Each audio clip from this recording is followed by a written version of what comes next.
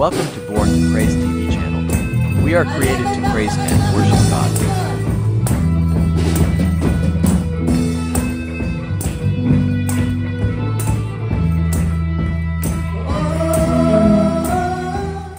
Mayong buntag mga igsoon. Amen. So, karon nga adlaw no, una nga Domingo sa bulan sa December. Bali ra gyud kaayo ang panahon. So, ang pulong sa Ginoo niini nga adlaw ako nga nagasulti kini kabahin sa our greatest protector. Mangutan ta sa atong kinabuhi, kinsa man ako ang pinakadako nga tigpanalipod. Sa pagkinabuhi nato, sa pisikal nato nga pagkinabuhi, ganahan ta or di ta ganahan nga kita madaot, dili ta ganahan nga magkasakit, dili ta ganahan nga mapunta ta sa peligroso nga sitwasyon mo nang sa atong pisikal nga kinabuhi. Daghan kaayo ta nga itumar nga tambal, daghan kaayo ta nga mga vitamins nga imnon, kay di lagi ta ganahang sipunon, dili ta ganahang ubhon, or kung mabati na to nga murag init-init naman ang atong buna, muinom dayon tagtambal. It is a form of protection sa atong immune system. Sa ato pod nga emosyonal nga pagkinabuhi, sa atong pagbati, mag-uul ta, malipay, di gyud ta ganahang mag-uul. Di po ta ganahang masuko. So, kita ganahan tang proteksyonan atong mga kasing-kasing sa mga negatibo nga mga pagbati. No? Unsa may mga pamaagi nga, ma-okay ang ato ang pagbati. Ato ang isulti sa ato ang pinakasuod nga higala. Or kung bati na to, lagot na to or guol, ganahan ta nga mupalayo og magpa-relax. Kay atong giproteksyonan atong kasing-kasing. Kay dili ta ganahang masakitan, dili ta ganahan nga moadto sa kadautan. Tungod kay kung magrabe na baya ng atong emosyonal galing nga pagbati, moapekto na pud nas atong pangutok. Ug wala na bagoy tambal sa sakit sa utok. No? So, whenever na pud ato na pong huna-huna nga ang nadisturbo, di ta ganahan nga siging magbalaka. No? Dili ta ganahan nga maghuna-huna og mga butanga, makadaot gyud sa ato ang kasing-kasing og huna-huna, kay kung ang huna-huna na gani dili nato maproteksyonan, grabe og epekto sa tibuok natong pagkinabuhi. Tungod kay atong utok adunay kontrolar sa tanang bahin sa atong lawas, sa sulod ug sa gawas.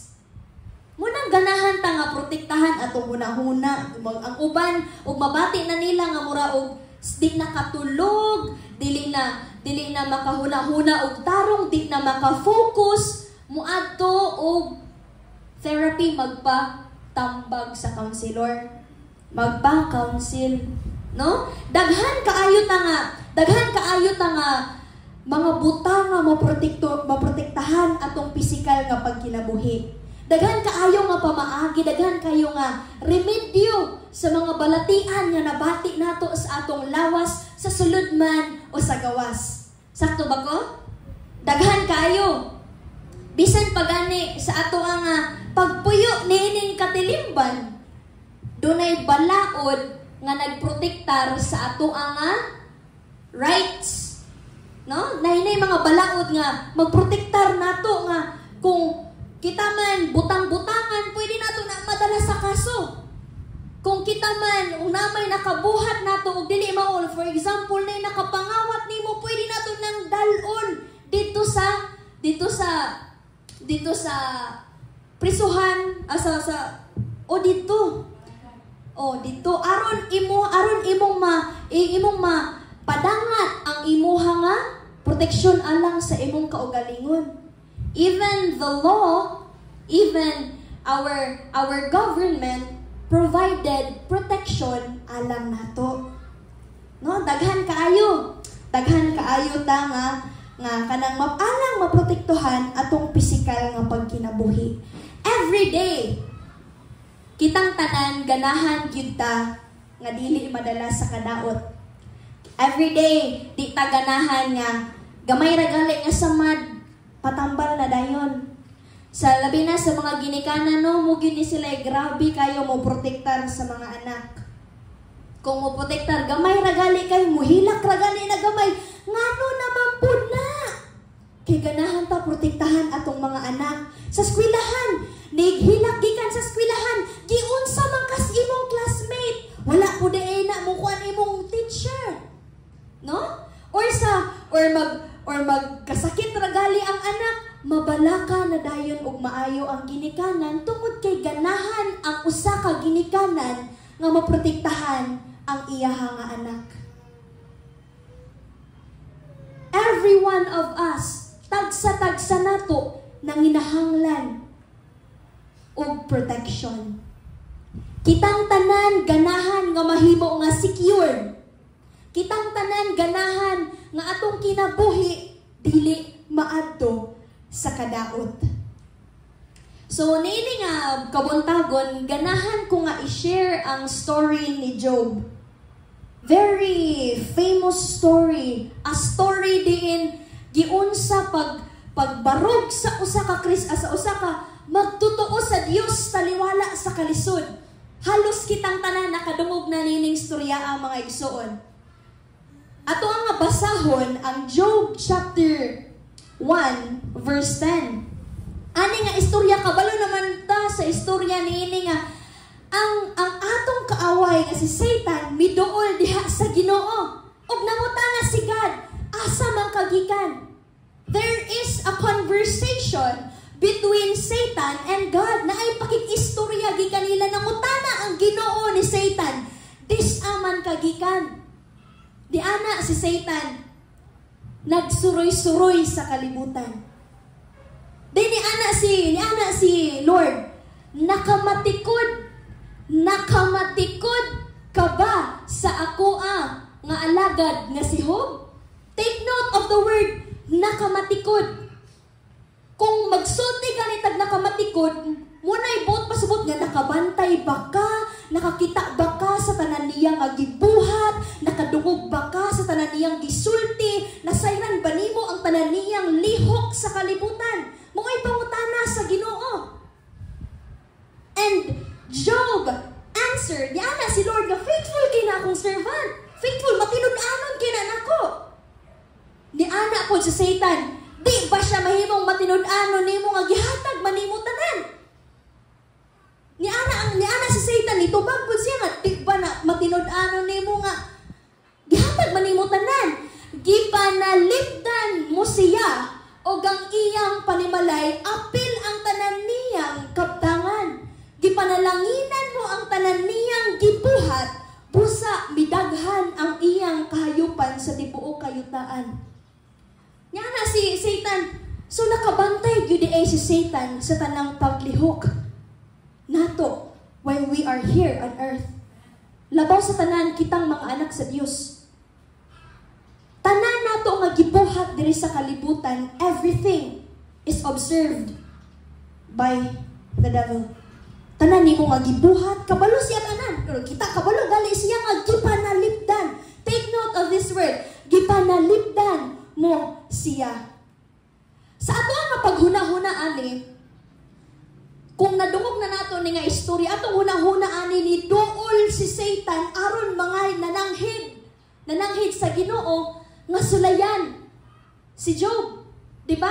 Muna itong sinadungog nga ni duol ang kaaway sa Ginoo aron sulayan, mananghid aron sulayan si Job. Apa nigsuon? Si Satan, he is always free to try us. Libre kaayo si Satan nga musulay sa atong kinabuhi. What Satan asked God this time, here naingon, gipanalipdan mo siya. Wala nag-ask si Satan nga, Lord, pasulaya nagugog sulay anak. Tungkol kay si Satan is very free to try. Libre kay si Satan nga musulay nimo, libre kay si Satan nga magbutang og kadaot sa sa imong kinabuhi. Apan ang proteksyon sa Ginoo naa ni Job. That's why Satan cannot touch Job. Tungod kay ang proteksyon sa Ginoo naa niya. Gipanalipdan mo siya, so Satan wala siya nananghid nga dauton iyang kinabuhi. Instead, nangayo si Satan nga kuwaon ang proteksyon aron masulayan si Job. God always protect us. Based sa pagkinabuhi ni Job, nananghid si Satan nga kuwaon gud ng proteksyon nga imong gihatag niya, di ba wala na siya nimo. Muna'y ganahan nga i-prove ni Satan sa Ginoo, imo magong giprotektahan mo nang di ko kahilabot ana. Imo siyang giprotektahan nimo iyang panimalay, ang tanan niya makabtangan, imo magud siyang giprotektahan mo nang di ko kahilabot. Walang pasulayar gud ko pahilabot ug yun ana. That is what Satan trying to do. Dili tungod kinananghid siya para silutan, tungod kay libre kay siya mubuhat ana. What he is trying to do is ask God to remove his protection. Tungod kay ang Dios kanunay nagprotektar. Munang karon igsuon nimo og nako kung ikaw anak sa Dios kanunay kang giprotektahan sa Ginoo. Sama sa iyang pagprotect ni Job, he is always protecting us. He is always protecting us. So, mo na to. Gialaw sa Ginoo. Okay. Pwede kang makabuhat sa tanan mong ganahan. Apan ayaw lang siya og hilabde. Pwede nimong kwaon tanang kabtangan ni apan ayaw siya hilabde. Gialaw ni God na tungod kay ganahan jud ni i-prove ni Lord nga kana nga iyang alagad matinud-anon lagi. So gialaw. But still, Job knelt down before the presence of the Lord. Niluhod siya, nialagad yapon siya sa Ginoo, bisan gibuhatong Satan. God has full confidence nga si Job kaya niya. Confident kaayo ang Ginoo nga kaya ni Job ang tanan. Tungod kay gihatagan man sa Ginoo o gahom si Job nga makabarog. Confident si Lord tungod kay aduna man si dako nga pagkontrolar sa kinabuhi ni Job. Nakita naman niya ang unahan nga makaya niya tungod kay gihatagag gahom sa Ginoo si Job. So that time, nahitabo na ang tanan nga kadaot, nahitabo ng tanang balatian nga nasinati pag BI gikan sa iyang mga amigo. Og diingon diri sa Job chapter 38. Job chapter 38 verse 11. Niingon diri nga giingnan ko kini dinhira gayud kutob, anhira kutob ang dagko mong mga balod. So this is the reply of the Lord to Job. Atong panahon nga daghan kang gisulti si Job, muna may reply sa Ginoo. Muna ang gingon sa Ginoo nga bisan gani ang balod, pwede siyang makaadto og layo apan naa siya'y limitasyon. Thanks for watching. Please don't forget to subscribe our channel.